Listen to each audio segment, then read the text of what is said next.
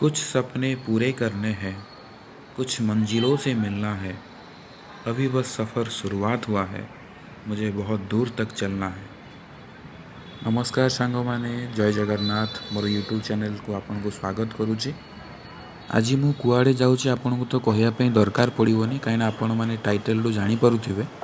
आज मु मो घर को जाऊँगी। न्यू दिल्ली रू खोर्धा रोड मते पुरुषोत्तम एक्सप्रेस रे जीवाकू पड़िबो।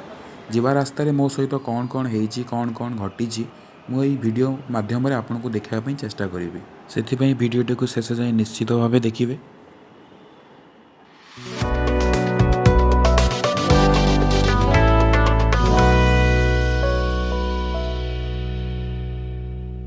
सांग माने मुझे एमजी रोड मेट्रो स्टेशन अच्छी। मत एमजी रोड मेट्रो स्टेशन रु न्यू दिल्ली मेट्रो स्टेशन जावाई पड़ो। यहाँ दिल्ली मेट्रो रो येलो लाइन रे कनेक्टेड अच्छी। समय पाखापाखि राति 9:30 हो गला। आउ एमजी रोड मेट्रो स्टेशन रु न्यू दिल्ली मेट्रो स्टेशन पाखापाखि 40 ରୁ 45 मिनिट ही समय निए। तो आम पाखे बहुत समय अच्छी एबे ट्रेन धरियापी, कहीं पुरुषोत्तम एक्सप्रेस न्यू दिल्ली प्लाटफर्म रु एक्जाक्टली 10:40 ही छाड़े। आपण मैंने देखिपे मुझे मेट्रो रे सुरक्षित भाव बसी पड़ी एवं मेट्रो चली। मुझे न्यू दिल्ली मेट्रो स्टेशन रे पहुँची जाइए। मत एग्जिट गेट नहीं कि न्यू दिल्ली रेलवे स्टेशन जाए जीवाई पड़ो। यहाँ न्यू दिल्ली मेट्रो स्टेशन दृश्य आप देखिपे। बहुत नीट एंड क्लीन, बहुत वेल मेंटेन्ड माने रखी मेट्रो स्टेशन गुड़ा को। दिल्ली सिटी भितर जदि आप ट्रैवल करने चाहूँगी मु सब रेकमेंड करी आप मेट्रो रे ही ट्रैवल करूँ, कहीं दिल्ली रो जेतिकी ट्रैफिक आपण पर्सनल व्हीकल रे केबे भी स्मूथली ट्रैवल करि परिबेनी। इवन आपण जदि टैक्सी फैक्सी भी बुक करूछंती ताहाल भी आपण बहुत हैरान हेबे।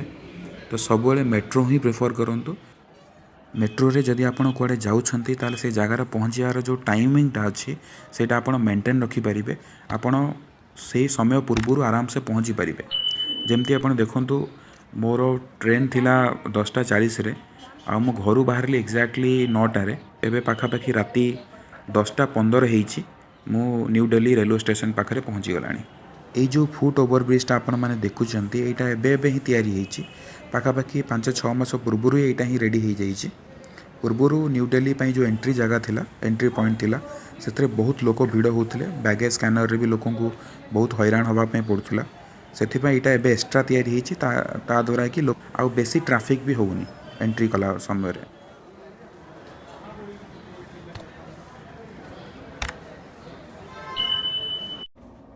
ट्रेन आमर काली 10:40 ही छाड़ा। एक्जाक्ट टाइम रे ही ट्रेन काली बाहरिला न्यू दिल्ली रु।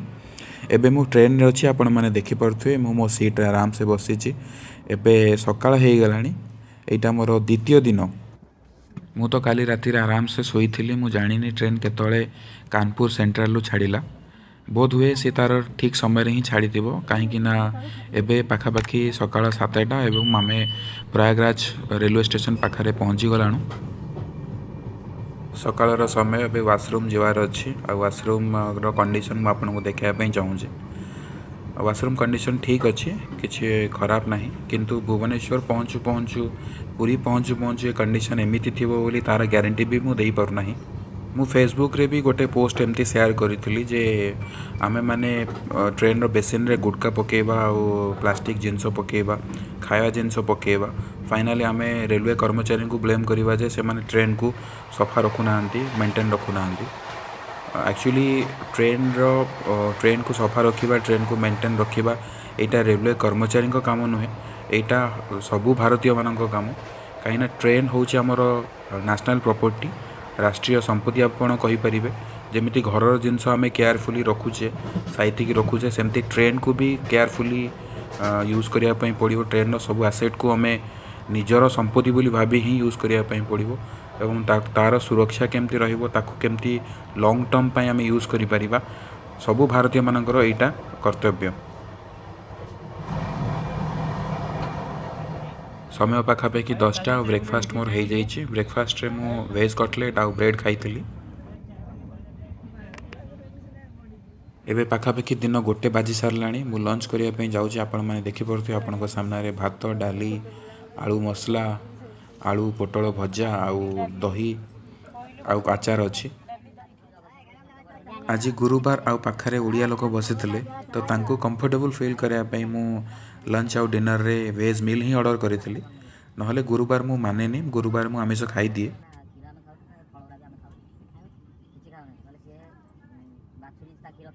समय पाखापाखि अपराह्न 3टा हो सारा। ट्रेन आमर एबे बोकारो स्टील सिटी छाड़ा आपण मैंने देखिपे। पुरुषोत्तम एक्सप्रेस रे कौन हुए ना जो रिजर्वेशन लोक मैंने थांती तांको सहित जो मैंने शॉर्ट डिस्टेंस रे ट्रैवल करती जो लोकल लोक थांती से पर्टिकुलर प्लेटफॉर्म रो से माने भी ट्रेन कंपार्टमेंट भीतर को चली आसती से पैसेंजर मानकर सब भिड़ थाए। ये ट्रेन में जेबे भी आप देखिए सब आपन को पैसेंजर फुल स्ट्रेंथ रे मिले।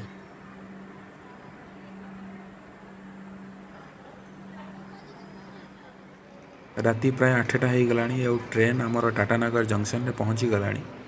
टाटानगर जंक्शन में जिते मुझे पहुँचे मत फिल हुए जे मुझा पाखापाखि पहुँची गला कहीं टाटानगर जंक्शन रु भुवनेश्वर की खोर्धार जो डिस्टेंसटा पाखापाखि 7 घंटार ही जर्नी बाकी थाए। ट्रेन जितेबाला टाटानगर स्टेशन रु छाड़ा मु डिनर करी टिके समय रेस्ट नहीं जाइली।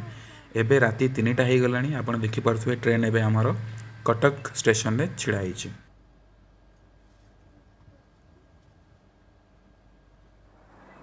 एबे राति 3:40 होइछि आपण ठीक देखिपारुछंती। एबे मु भुवनेश्वर रे अछि।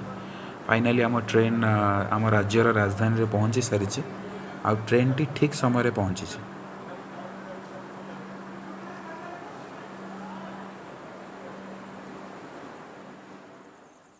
एबे भोर 4:20 बाजी। ट्रेन आमर खोर्धा रोड रेलवे स्टेशन में पहुँची सारा। मुझे ट्रेन रु ओह्लैकी प्लेटफॉर्म नंबर 1 आड़ को जाऊँगी।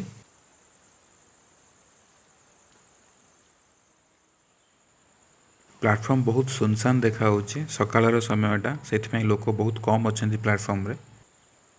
Khordha road railway station Jatni सहर रे ही अच्छी। जटणी रु मते शेयरिंग ऑटो कि रिजर्व ऑटो करने पड़ो खोर्धा जावाई। रेलवे स्टेशन रु आम घर पाखापाखि 10 ରୁ 11 किलोमीटर हम।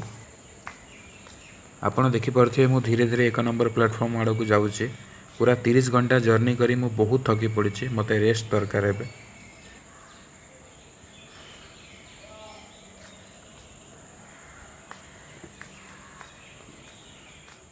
ये जो दृश्य आप देखुं ये खोर्धा रोड जंक्शन बाहर दृश्य।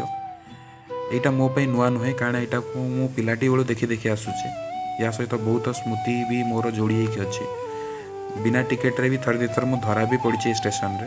जितेबाला छोटी थी से प्लेटफॉर्म मेन एंट्रेंस मते बहुत बड़ देखा किंतु एबे एते बड़ देखा जाऊनी कहीं मु बड़ हो सारी। बाकी पिलादिन से दिन केबे भी आउ फेरबनी। एतिकी कही मु आज ये वीडियो को रखुची। आपन को केमिति लागला ये वीडियो मते कमेंट्स करके निहाती भावे जणेबे। मोर नेक्स्ट वीडियो को आपण प्लीज प्रतीक्षा करंतु। एतिकी कही मु एई वीडियो को आज समाप्त करूची। जय जगन्नाथ।